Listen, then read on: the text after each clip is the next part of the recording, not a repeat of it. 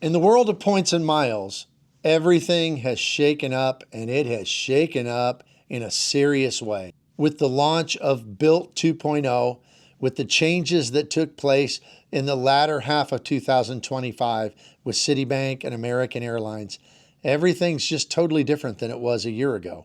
And so I want to talk about this mix-up, and I want to talk about how if you look at the deck of cards, when it comes to the points and miles game, at the top, you probably had the ace was always Chase, and the king was American Express. And then the queen was probably Capital One, and everything else was below it. Well, now I think that those cards have been shuffled, and each of those are representative of a different bank now. And what it means is Chase has lost their crown, at least in my opinion. And let me tell you why. Please hit the like and subscribe button, and let's look at it.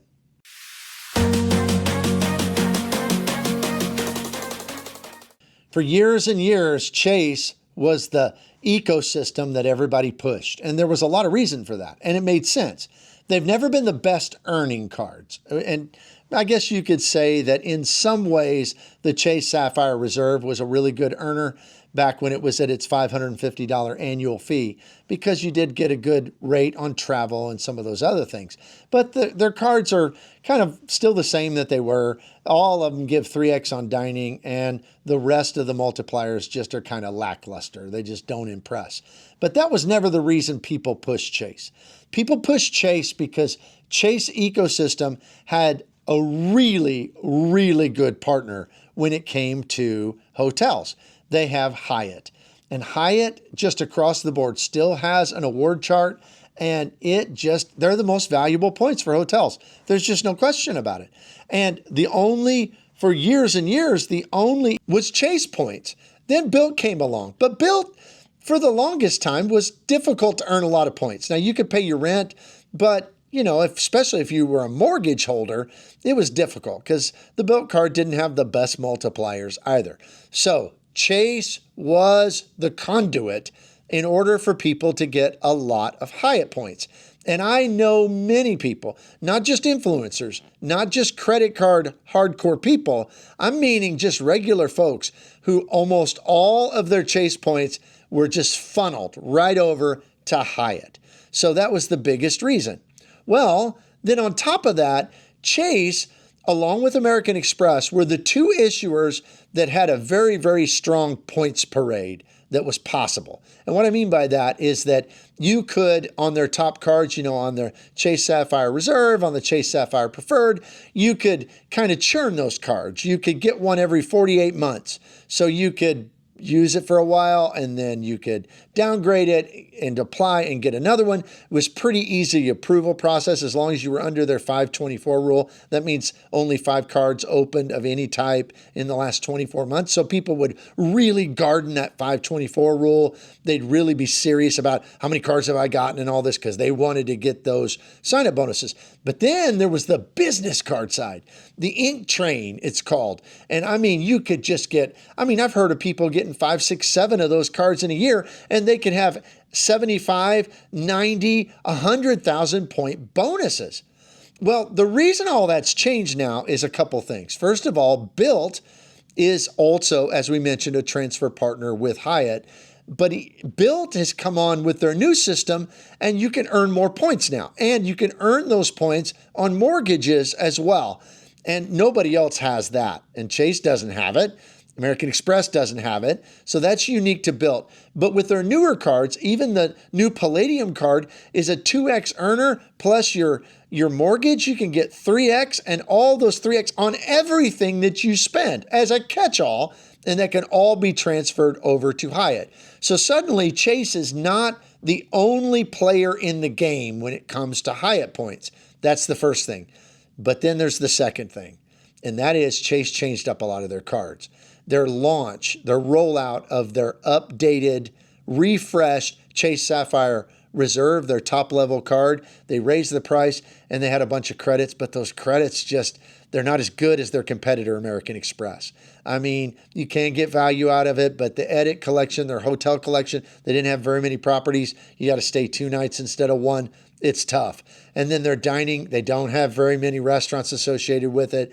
It just was not a great rollout. That disappointed a lot of people. But maybe even of bigger impact is the fact that Chase has shut down, they've changed their approval processes, and they've shut down people that used to be able to churn a lot of points, because now there's lifetime language on the cards. If you, just like American Express, if you ever had this card before, you can't get the card again. And those ink cards, whereas before you get 3, 4, 5, 6 of them in a year, now you can get one, maybe two, and then the game is over. So you just can't rack up the points like you used to. So, I mean, the truth is Chase doesn't have compelling cards in the same way anymore. Their points cards never really earned as well as some of their competitors, but they didn't care because people would still get their cards, get a lot of their cards. They would still think about Chase on everything because of 524, and then they would take those points and they'd transfer them over to Hyatt, and people were happy. Well, the world has changed. And so I don't think Chase is the ace in the deck anymore. I think it's moved way down the list. Then we think about Capital One. Capital One's big deal was it was a high-level card that gave you priority pass and it gave you access to their lounges. And that card was 2x multiplier on everything with transferable partners. It never had the best partners because they didn't have a good domestic partner and they don't have very good transfers to hotel partners. But it did have decent partners, especially for international and business and first class flights. But things have changed. They had the best lounge access. They've nerfed that. Now I would say it's one of the most restrictive lounge access policies for any of the kind of upper level premium cards. And then Bilt came out with that Palladium card, a card that's only $100 a year more. It's at $495 instead of $395. It also offers travel credits. They're not as good. Still, the travel credit with Capital One is easier to use, but they do offer those credits to offset much of the annual fee. But here's the thing. It's also a 2x on everything card with way, way, way more valuable points. Now, that doesn't mean that Venture X is not a good card. I still have it, still plan to keep it. They also kind of hurt themselves because Capital One is notorious for having difficult approvals, especially for people who are the most credit worthy. I mean, I know I don't want to cancel. One of the reasons I don't want to cancel my Venture X card is because I don't think I'll ever get it again, because I think I'm probably too responsible of a customer with too high of a credit score, and I never carry a balance, and I'm not sure that's the kind of customer they want. So, I mean, in essence, that limits them to how many customers they're going to have. They're going to use their card a lot for high spend and never, ever, ever default. So it changes their customer base. So I think all of those reasons are going to take Capital One from the maybe being the queen of the deck down even lower. So who's gone up? Well, first of all, Bilt. Bilt, I know their rollout has made so many people mad. I get it. And I agree that Bilt Cash thing is just a disaster. But taking all that away, you've still got card at the top level, at least, that gives you priority pass and all that, gives you some credits to offset it, but it gives you 2x Bilt points, the most valuable points in the game, Bilt points, so that you can transfer to Hyatt, you can transfer to Alaska, and nobody else can transfer to Alaska.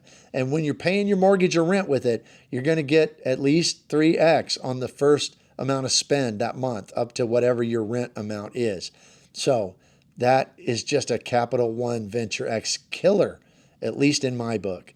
And then with their transfer partners and being able to earn those kind of points and transfer them over to Hyatt, Chase is going to have to do something to be more competitive. So that's how I see this. Now, if I were to shuffle that deck now, I would say at the very top, I would put Citi at the ace spot because Citi added American Airlines. Citi cards earn amazing points, and they transfer to one of the best airline partners, and they even have some pretty good in I Prefer, and in Choice, they have some pretty good transfer partners for even hotels. So I would say they're probably at the ace spot. King, I don't think that's changed. Still American Express. American Express, if you do it right, you can get lots and lots and lots of points, especially with business cards. And that's always been their strength. their customer service, and being able to earn lots and lots of points. Then below that, I think probably now it's going to be Bilt, at the queen spot. And then below that, somewhere down the line, is going to be Chase and going to be Capital One. Now, that doesn't mean any of these don't have value. I'm just saying in comparison to their competitors, those two have fallen significantly, particularly the former ace of the deck, which was, of course, Chase and their ultimate rewards. Well, let me know what you think down below. I mean, these are my opinions. I could be right, could be wrong. Let me know. If you would consider my channel membership, it's just $2.99 a month. You can cancel anytime you want. But what I do is I do release videos just for my channel members. I also early release most of my videos so they get to see them first before the general public. So consider that. You can cancel anytime. There's a link down in the description below. Thanks for being here. Please hit the like and subscribe button, and I will see you here next time.